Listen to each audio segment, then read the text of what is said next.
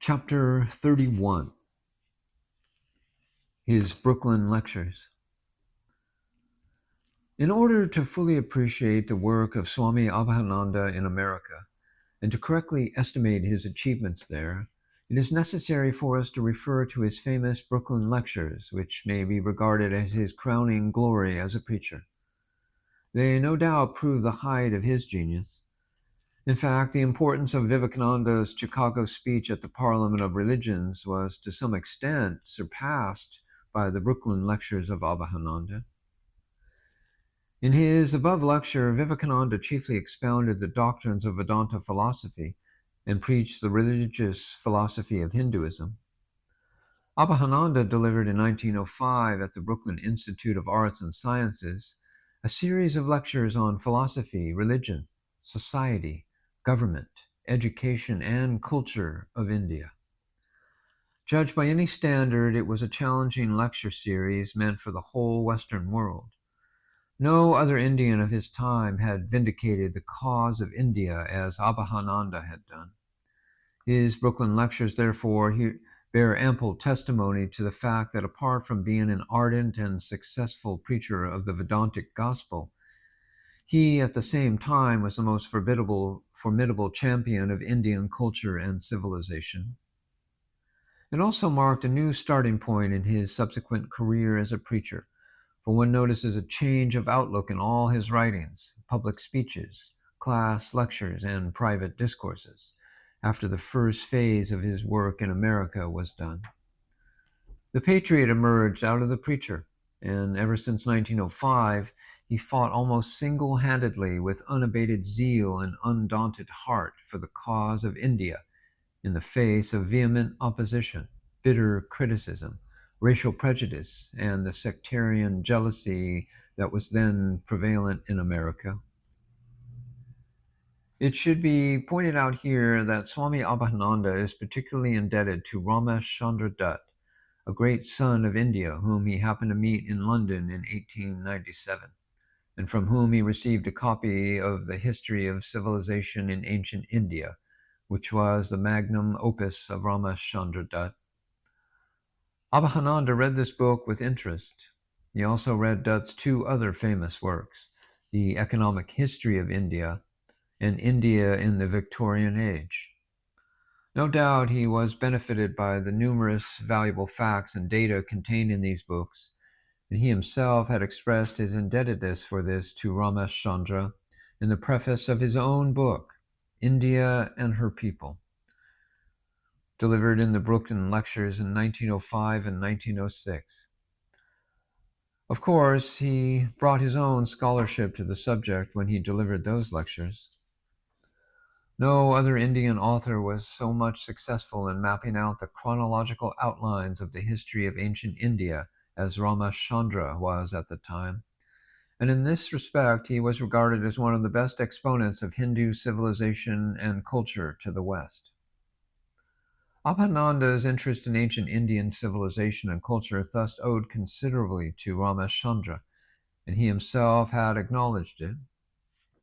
That he devoted his time and talent in dispelling the ignorance of the Western mind in respect of the past glory and greatness of India is itself an indication of the patriot in him. And it was this patriot who stood before the distinguished gathering at the Art Gallery of Brooklyn Institute in 1905. This particular lecture of Abhedananda had evoked so much interest that it was noticed in almost all the contemporary papers, with many comments such as, "Unique lecture by a famous Hindu," and "A brilliant exposition of the Indian life and culture and religion." His previous lectures in Brooklyn, particularly one called The Universal Religion of Vedanta, delivered in 1904, were enthusiastically received by the people. The Brooklyn Eagle on March 14, 1904 wrote, "Speaking on the evening of the 13th March to a large audience at the assembly under the subject, The Universal Religion of Vedanta, Swami Abhedananda, 'who speaks English rapidly and fluently, asserted, 'It In substance, Vedanta is the name of the most ancient system of philosophy in India. The word itself means literally end of all wisdom, and the philosophy to which this is applied explains the end of wisdom is and how it can be attained. Having survived a great many years, it has not only given unshakable foundation to the religion of the Hindus, but has also permeated Western thought, furnishing the chief source from which men such as Emerson have drawn their inspiration. This lecture was so impressive and listened to with much interest that the director of the Brooklyn Institute of Arts and Sciences invited Abhedananda to deliver a series of lectures from the middle of November 1905. In these discourses, he challenged the so-called truthful Christian missionaries and their worthy adherents, the Indian converts, contradicted their scathing and sweeping remarks on the social and religious conditions of the Hindus, and silenced the detractors by his clear and forceful replies. The Americans for the first time came to know the real conditions of India from a native of the soil who keenly felt the wrongs and sufferings of his own people, and many had to revise their general impression on the subjects. It was in November and the 13th, 1905, that Abhedananda opened his series of lectures before an audience of several hundred people who listened with close attention to the comprehensive exposition given by the Swami. This learned series comprised of the topics such as the prevailing philosophy of today, the religion of India today, the social status of the Indian people, education in India, their system of castes, and many others. To be invited to a lecture under the auspices of such an august body as the Brooklyn Institute of Arts and Science was itself a rare privilege, for it gave a scholarly secured standing and prestige, and also an audience of professionals, critics, and serious students. In his first lecture on the prevailing philosophy of today, Abhedananda said, India has always been the fountainhead of systems of philosophy. In 200 BC, philosophers' conventions were held under the auspices of the monarchs and kings, the priests, commanders, and merchants, and educated women of the higher class. All took part. These ancient philosophers discovered the laws of thought of the universe. Their minds were absolutely free from limitations of creed and dogmas. The toleration of the Hindus towards all forms of truth was said to be unrivaled in other parts of the world. Even these earliest philosophers had worked out their theory of the laws and processes of evolution in form to correspond with modern India. The Brooklyn Standard Mission of November 22, 1905, reported on his second lecture and wrote, Swami Abhedananda spoke on the religion of India in his Brooklyn Institute lectures at the Art Gallery last evening, second in a course on India and her people. He explained with clearness and intense interest the great and minute differences of the sects in India, and told of the manifestations of the Eternal One, which are thought to be many by the people of that section, in contrast to the one manifestation in which the Christians believe. India has as great an area as the whole of Europe, he said, with the exception of Russia, and it holds many races and many religions. Followers of all the important forms of religious beliefs may be found there. Its population is said to be about 300 million. Of these, what are called the Hindus form about 250 million, or about 3 times as many as the population of the United States. The name Hindu was given at the time of the incursions of the Greeks and Persians, who crossed the Indus River, called by the population of its banks the Sindhu, and this the invaders made Hindu.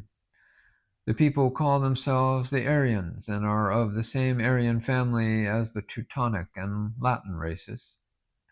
They call their religion the Arya Dharma, or the eternal religion. This was fully developed when other nations were without a pure religion. Brahmanism was said to be like a huge banyan tree, spreading its branches over various sects and denominations. It is based upon the grand idea of universal receptivity, and its belief is in the one supreme being and many manifestations. It was also compared in beautiful language to a huge mosaic inlaid with various beliefs about God. And it was said that he who would study the history of the evolution of conception of God should go to India, for it may be studied in all its steps in the religions there. It was said that the religion of the Aryans or Hindus is not Brahmanism. It existed long before Brahma appeared. The eternal religion can be classed under three heads: dualistic, monotheistic, and qualified dualism, and monotheism. The masses of the people are either Vaishnavas, Shivites, or Shaktas. The omnipresence of God is represented by Vishnu, who has two aspects, personal and impersonal. In the one, he dwells in heaven, and in the other pervades the universe, and from time to time incarnates on this earth and other planets to establish pure religion. It is thought that if but one incarnation be allowed, the eternal one that limits him makes him finite. Rama was a manifestation conceived to be that of the Redeemer of the world, and he fills a place in India which cannot be filled by any other manifestation of God, not even by the beloved Krishna, the story of whose life is much like that of Christ. The spiritual essence of Rama and Krishna is the same, though the manifestations are different. Shiva represents the ideal of renunciation. God has also manifested himself in feminine form and is worshipped for his feminine attributes by followers who call him the mother of the world. So all women are the representatives of the divine motherhood. The powers of evil are recognized and have their what may be called worshippers, who believe that evil is the dark side of good, and that wrong and unrighteousness exert a dynamic power for the upliftment in the last analysis, or perhaps that they represent a stage through which human society must pass for purification. When speaking of the statues of the manifestations which are placed in temples as helps to peculiar modes of worship, concentration, and meditation, the Swami said that many missionaries had made the mistake of believing them to be idols, worshipped in themselves and not set up as incentives to worship. But those are the ideals and not idols that are worshipped in India. He said that he had seen more idolatry in Italy than anywhere else, where it is said the Italians of the lower class beat the bambino when their prayers are not responded to. The Swami spoke several times of misunderstandings of the missionaries in regard to the native religions, especially with regard to Hanuman, whom they termed the monkey god.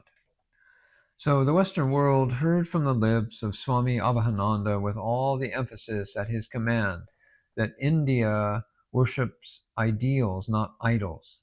And when he declared this, according to the report of the Brooklyn Times, everybody present at the meeting appreciated it with thundering claps. The Brooklyn Citizen acclaimed this particular lecture of Abhedananda as unique and highly instructive and original. The lectures on the political institutions and educational systems in India were a strong arrangement of English rule in India. Although Abhedananda evinced a sincere desire to give England the full credit for the good she has brought to India, but perhaps it was Abhedananda's fifth lecture on education in India that drew considerable appreciation from the audience. That a religious preacher could concern himself with this subject is itself an indication of the fact that the future of India was his special preoccupation. On this particular speech, the Daily Standard Union on December the 13th, 1905 reported, "Education in India was the topic of Swami Abhedananda's lecture at the Art Gallery last evening. He said the missionaries were the pioneer teachers of the Western learning, the East India Company having discouraged all learning, and now in India there are 5 universities. The Swami gave the missionaries all credit for the standard of the schools which they established, but blamed them for their failure to understand the Hindu nature and history. The trouble with the missionaries, said the Swami, is that they condemn everything that is outside their standard. They are too narrow and bigoted to see any good outside their own belief. They think all who think otherwise are going to perdition, and they are anxious to save their souls. They do not think for a moment that other peoples have saviors and prophets of their own. Why should they give up for a savior and prophet of the Semitic race? Not the Hindus, who have produced many saviors, each whom was as great as the Hebrew savior, according to the Hindus. The Christian missionaries ought to convert the Jews first." Such plain speaking one can only expect to hear from the lips of Swami Vivekananda, and as the successor of his leader, Abhedananda too proved himself no less critical to the missionaries. In the final lecture of this series, Abhedananda, as a historian, traced down the dawn of civilization, breaking on the horizon of India, and from there proceeding to Greece, Rome, Arabia, and Persia. And he also delineated the influence of India on Western civilization. At the same time, he described the crippling effects of England's governmental policy in India, the setbacks suffered through British rule upon Indian culture. It was indeed one of the most revealing lectures which he ever delivered in America, and which the Americans appreciated the most.